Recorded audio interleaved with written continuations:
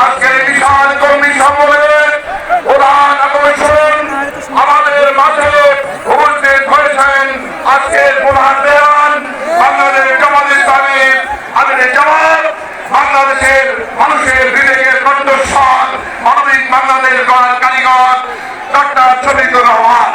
আমরা একটু পরেই ওনার মূল্যবান বক্তব্য শুনবো ইনশাআল্লাহ। এখন আমরা বসেন, মেহরবানি করে বসে সময় মেহরবানি করে বসুন। একটু পরে সম্মানিত আমিরে জামাত গুরুত্বপূর্ণ বক্তব্য রাখবেন ইনশাআল্লাহ।